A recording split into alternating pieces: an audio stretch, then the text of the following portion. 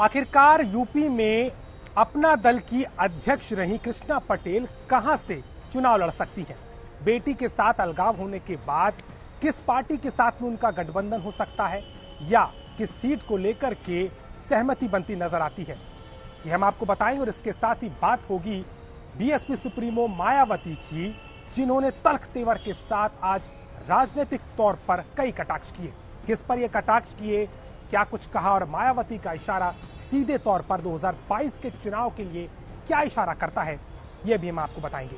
नमस्कार, मैं हूं अभिषेक मिश्रा और आप देख रहे हैं यूपी तक। यूपी तक में हम बात करने वाले हैं आज का यूपी में उस खबर के बारे में जो साफ तौर पर कहीं ना कहीं अपना दल की केंद्र सरकार में मंत्री और बीजेपी के गठबंधन की साथी अनुप्रिया पटेल के लिए एक कहीं ना कहीं मुसीबत पैदा कर सकती है। दरअसल उत्तर प्रदेश के 2022 के विधानसभा चुनाव के लिए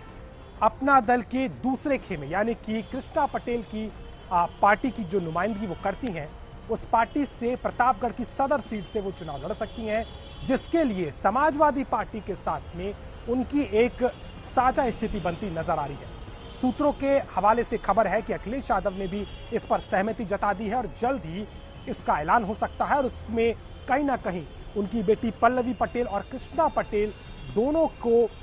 समाजवादी पार्टी के साथ में इस गठबंधन या फिर पार्टी के साथ कहीं ना कहीं जोड़कर देखा जा रहा है।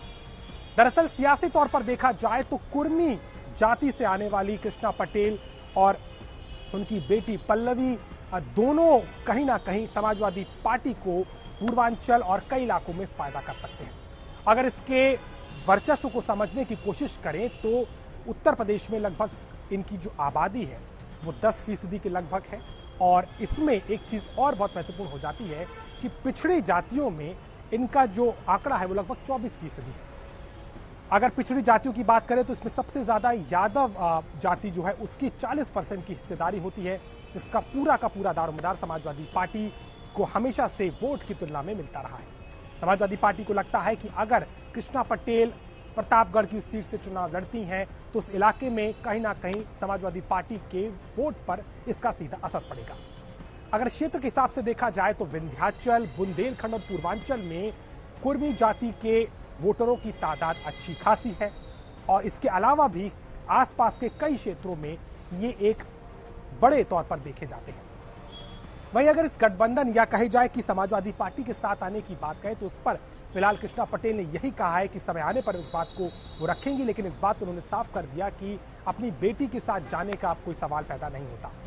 यूपी तक के से पहले बात करते हुए कृष्णा पटेल की जो बेटी हैं अनुप्रिया पटेल, उन्होंने ये भी बात कही थी कि उनकी कोशिश होगी कि उनकी मां कृष्णा पटेल एक साथ आए, गठबंधन में आए, पार्टी एक हो, लेकिन फिलहाल ऐसा कुछ होता नजर नहीं आ रहा, जिसका फायदा अब दूसरे गठबंधन के तौर पे समाजवादी पार्टी को होता हुआ साफ तौर पर दिखाई दे रहा है। ऐसे में लगता है कि आने वाले चुनाव में अपना दल का ये जो विघटन है वो एक तरफ तो बीजेपी के साथ एनडीए घटक दल में अनुप्रिया पटेल के साथ खड़ा हुआ है, तो वहीं दूसरी तरफ कृष्णा पटेल अगर अखिलेश यादव के खेमे में जाती हैं तो यहां भी वोटों का बिखराव साफ तौर पर सीधा सीधा होगा, जिसका फायदा समाजवादी पार्टी को मिलेगा, लेकिन रणनीति के तहत पूर्वांचल में बीजेपी को उसका नुकसान झेलना पड़ सकता है। अनुप्रिया पटेल 2012 में विधायक चुनी गई थी, उसके बाद 2014 में वो सांसद बनी, गठबंधन में आई बीजेपी के साथ और उसके बाद से ही पार्टी में उनकी अपना दल को लेकर के बिखराव शुरू हो गया। उनकी मां ने पल्लवी पटेल को उपाध्यक्ष बनाया, जिससे वो नाराज हो गए और उसके बाद में उन्होंने अपनी अलग पार्टी कर ली और उसके बाद 2019 में उनकी फिर से वापसी हुई, जब उनको मंत्रिमंडल विस्तार में हाल ही में उनको मंत्रिमंडल में शामिल किया गया, उन्हें राज्य मंत्री बनाया गया। लेकिन इस सब के बीच में कहीं ना कहीं अब अपना दल के दोनों खेमे बटे हुए पूरी तरीके से साफ नजर आ रहे हैं और प्रतापगढ़ की सदर सीट से चुनाव लड़ने की सुगबुगाहट के साथ कृष्णा पटेल भी अब अपने तेवर साफ कर रही हैं, जिसमें समाजवादी पार्टी उनका नया ठिकाना गठबंधन के तौर पर दिखाई दे रहा है। चलिए बात करते हैं दूसरी खबर की, जो इसलिए महत्वपूर्ण है क्योंकि लंबे समय से विपक्षी पार्टियों के साथ साथ बीजेपी के निशाने पर रही बहुजन समाज पार्टी की सुप्रीमो मायावती ने आज तल्ख तेवर के साथ में सीएम योगी आदित्यनाथ पर सीधे तौर पर निशाना साधा। एक प्रेस वार्ता करते हुए लखनऊ में अपने कार्यालय में मायावती ने यह तक कह दिया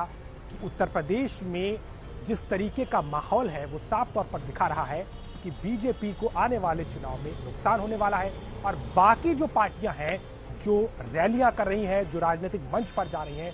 और तमाम अपने वादों को दोहरा रही हैं, चाहे बीजेपी के अपने संकल्प पत्र के वादे हों, तमाम घोषणाएं हों, तमाम शिलान्यास से लेकर के उद्घाटन हो, या कांग्रेस का अपने वादों को लेकर के महिलाओं के साथ खड़े होकर के तमाम तरह के दावे करना और अखिलेश यादव की रथ यात्रा, इन तमाम चीजों को जोड़ते हुए बसपा सुप्रीमो मायावती ने इसे साफ तौर पर, खुले तौर पर हवाई बातें करा दिया। लेकिन महत्वपूर्ण यह था कि आज उन्होंने एक बात और कही, और वो ये कि उनके ऊपर जिस तरीके का परिवारवाद का आरोप लगता है उसको खारिज करते हुए मायावती ने कहा कि सीएम योगी आदित्यनाथ अपने आप को बताते हैं कि उनका परिवार नहीं है, तो अलग रहते हैं, लेकिन मेरा भी परिवार नहीं है। मायावती ने कहा कि मैं परिवार के साथ नहीं रहती हूँ, मेरा परिवार सर्वजन समुदाय, सर्वजन समाज है जिसके लिए मैं काम करती हूँ। उन्होंने ये भी कहा कि सीएम भगवा चोला पहनकर ढोंग करते हैं, मैं चोला नहीं पहनती लेकिन मैं परिवार के लिए काम नहीं करती। अपने भाई और बेटे की भूमिका पर भी उन्होंने जवाब दिया और कहा कि निस्वार्थ तरीके से वो पार्टी के लिए काम करते हैं और कभी भी मैंने उनको राजनीतिक तौर पर आगे करने की ना तो कोशिश की, और मैं जब तक पार्टी में पूरी तरीके से सक्रिय हूं, मेरा स्वास्थ्य ठीक है, तब तक मेरे उत्तराधिकारी को लेकर के कोई सवाल नहीं होना चाहिए। मायावती ने तल्ख तेवर अपनाते हुए अखिलेश यादव पर भी निशाना साधा और साफ तौर पर कहा कि एक रथ लेकर के कहीं ना कहीं टिकटार्थियों की भीड़ को इकट्ठा करके अखिलेश यादव को लगता है कि वो 2022 के चुनाव में कुछ कमाल कर देंगे, लेकिन ऐसा कुछ भी नहीं होगा। मायावती ने कांग्रेस पर भी निशाना साधा और प्रियंका गांधी वाड्रा के 40% महिलाओं को टिकट दिए जाने के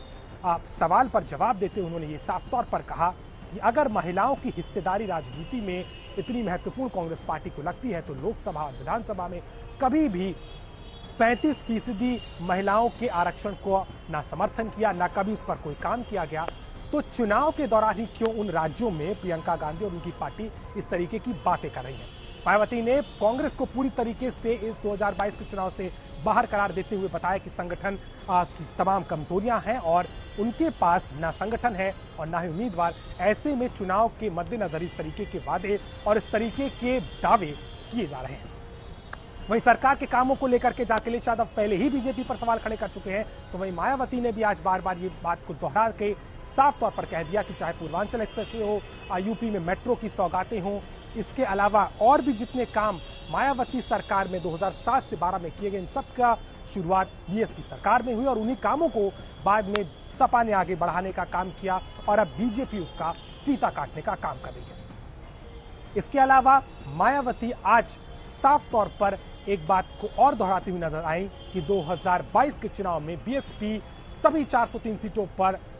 खुले तौर पर अकेले ही चुनाव लड़ेगी और सारी गठबंधनों के कयासों को सिरे से एक बार फिर से खारिज करते उन्होंने कह दिया ये चुनाव बीएसपी अपने दम पर लड़ने जा रही है। साफ है कि आने वाले चुनाव में अब जिस तरीके के खेमे अलग अलग नजर आ रहे हैं, ऐसे में बीएसपी अपनी राह साफ कर चुकी है और मायावती के तल्ख तेवर जो सीधे तौर पर सीएम योगी आदित्यनाथ पर दिखाई दिए, अखिलेश यादव, प्रियंका गांधी वाड्रा और अन्य नेताओं को भी सीधे तौर पर चुनौती देते हुए ये जाहिर कर रही हैं कि 2022 के चुनाव के लिए अपनी खोई हुई जमीन और साख को बचाने की कवायद में लगी बसपा सुप्रीमो मायावती 2022 में भी अपने ही दम पर चुनाव लड़ेंगी और विपक्ष समेत सत्तारूढ़ पे काबिज बीजेपी को सीधी चुनौती देंगी। तो आज के लिए बस इतना ही।